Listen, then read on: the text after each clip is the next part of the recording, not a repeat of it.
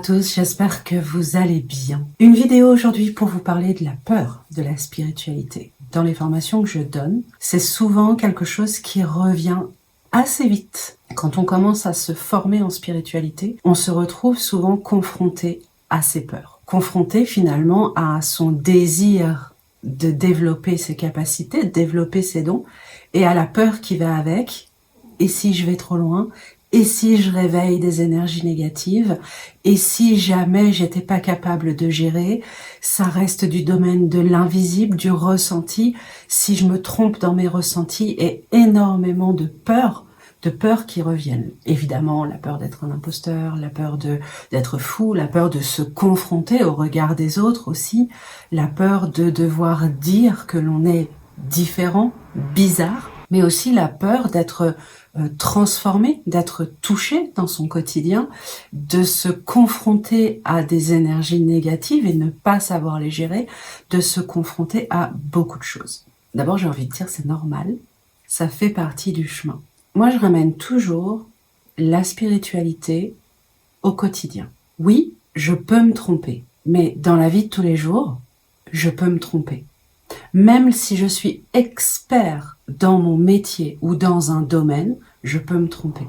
Oui, je vais parfois aller trop vite.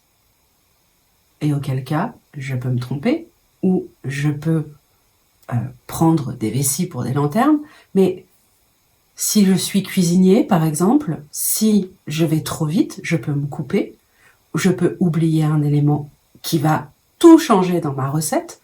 Je peux brûler le plat parce que je veux que ça aille vite, je mets trop fort, ça brûle. Dans la vie réelle, c'est la même chose. C'est-à-dire qu'en spiritualité, c'est pas juste « j'ai un don donc tout se passe bien ». C'est pas comme ça que ça fonctionne.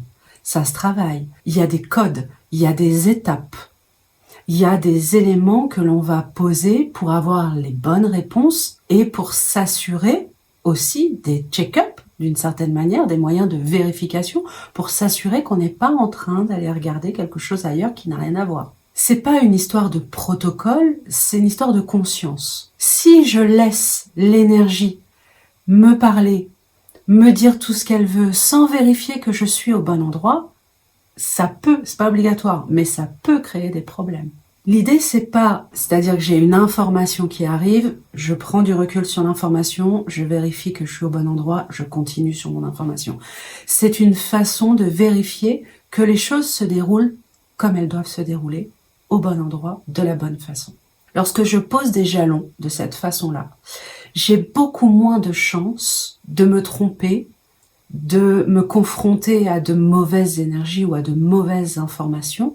J'ai beaucoup plus de chances de développer pleinement et totalement ma médiumnité en sécurité. Évidemment, on n'est pas là pour convaincre en fait. Un médium n'est pas là pour convaincre qui que ce soit, pas même son client. C'est pas l'objectif.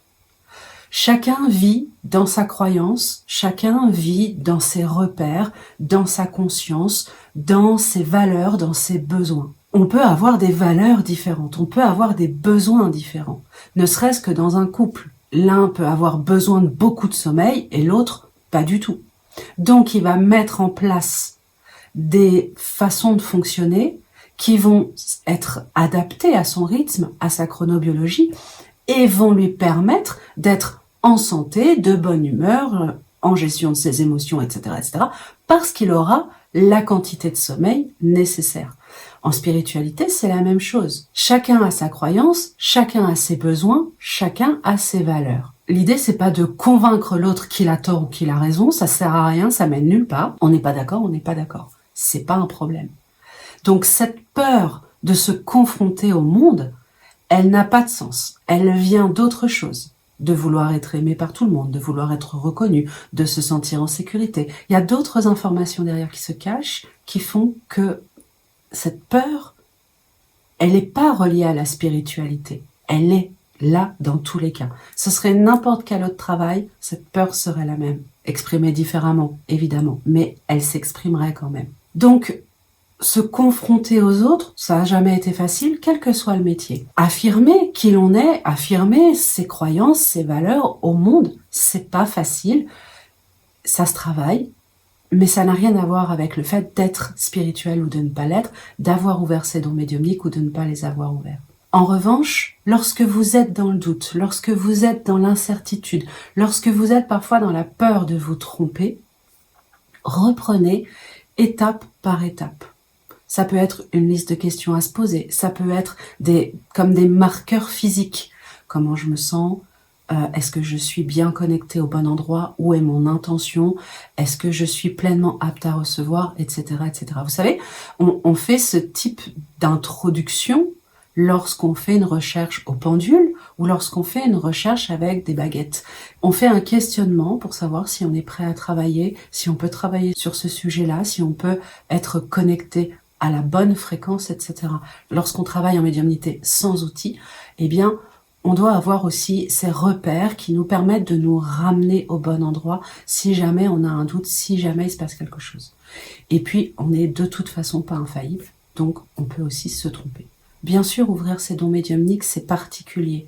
C'est particulier parce qu'on ne vit pas dans une société, et encore aujourd'hui, ça s'est quand même grandement amélioré, mais on n'est pas encore dans une société où c'est quelque chose d'absolument naturel et normal. Ouvrir ses dons médiumniques, c'est aussi transformer sa vision du monde, son entourage, sa façon de voir le monde, de ressentir le monde, de vivre le monde, sa façon de récupérer des informations.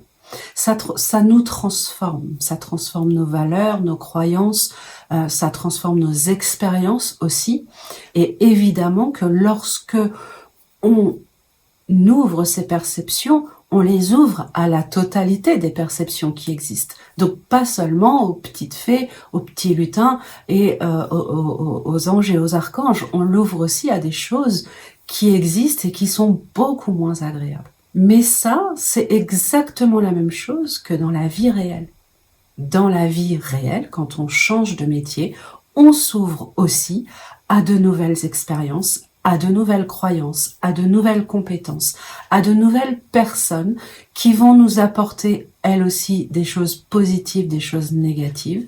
On s'ouvre à des choses qui sont dans un panel ouvert de positifs et de négatifs. C'est exactement pareil. La seule chose qui fait la différence, c'est le côté invisible, impalpable. Ce que je vois, l'autre peut ne pas le voir. Alors que si quelqu'un se fait agresser dans la rue, d'autres personnes vont voir que cette personne s'est fait agresser dans la rue. Mais si je vois une agression invisible, je ne sais pas, une entité qui attaque quelqu'un, je suis peut-être la seule à le voir. Ce qui n'est pas forcément le cas, il peut y avoir d'autres médiums autour qui le voient, mais j'ai cette sensation de solitude face à l'invisible, et surtout, je suis face à l'invisible. Est-ce que cet invisible est réel pour les autres ou pas? Et potentiellement, je peux moi aussi me faire attaquer par l'invisible. Et dans ces moments-là, j'ai envie de dire, reprenez les microbes, les virus, ils sont invisibles. À un moment, on ne voit pas qu'on se fait agresser, et à un moment, on a un symptôme qui nous permet de comprendre qu'on est agressé. Et on va aller chercher les outils de guérison qui vont nous permettre de contrer cette grippe, de contrer ce virus ou ce microbe. On est exactement sur le même principe dans l'invisible. Inutile d'avoir peur. Il y aura des symptômes si on ne le capte pas à l'avance. Et puis, l'univers a très bien fait parce que il nous met toujours les bonnes personnes au bon moment sur notre chemin pour que l'on puisse sortir des situations que l'on n'arrive pas à capter ou desquelles on n'arrive pas nous-mêmes à sortir seul. Finalement, quand on regarde la spiritualité, la médiumnité et l'invisible, les mondes invisibles, les énergies autour de nous, on vit avec ça depuis toujours. On ne voit pas nos pensées et pourtant par moments on s'attaque nous-mêmes avec nos pensées négatives. Parfois on a des pensées positives. Parfois, on a des pensées qui ne nous appartiennent pas. On a des croyances, on a des valeurs qui parfois ne nous appartiennent pas, qui ont été bien martelées dans notre cerveau par la société ou qui ont été inculquées par nos parents, de par l'éducation ou de par les expériences de vie qu'on a eues. Ce sont des choses qui se sont inscrites en nous. Et c'est très bien comme ça. Et En médiumnité, vibratoirement, énergétiquement, c'est la même chose, parce que tout est relié. Nos pensées sont reliées à nos émotions, qui sont reliées à notre vibration. Et donc notre vibration, l'énergie que l'on reçoit, positive ou négative, va influer sur certaines croyances, sur certaines émotions, sur certaines pensées, et notamment aussi sur nos actions et notre façon de réagir. Si j'observe tout cela et que je prends du recul, tout est normal, l'énergie est normale, la vibration c'est normal, la médiumnité est quelque chose de normal. Mes intuitions sont normales. Tout le monde a des intuitions. Mais tout le monde ne crie pas sur les toits qu'il a des intuitions. En tant que médium, on a tendance à crier sur tous les toits qu'on a des intuitions parce qu'on vit de ces intuitions-là. C'est notre don, c'est notre talent. D'autres sont talentueux pour fabriquer des meubles, avec les chiffres, avec les maths, chacun son talent. Mais rien de tout ce que nous vivons en médiumnité n'est anormal. La seule différence, c'est qu'on nous a fait croire que l'invisible n'existait pas. Et il est là, ce point. Mais en tant que médium, on voit bien qu'il y a des choses qui existent dans l'invisible. Et la première valeur à avoir, c'est de se croire soi. J'espère que tout ça vous permet d'avoir un peu moins peur, un peu moins de doute. C'était un peu brouillon, je vous le cache pas. Mais j'espère que ça vous aide quand même. Je vous embrasse et je vous dis à bientôt. Prenez soin de vous.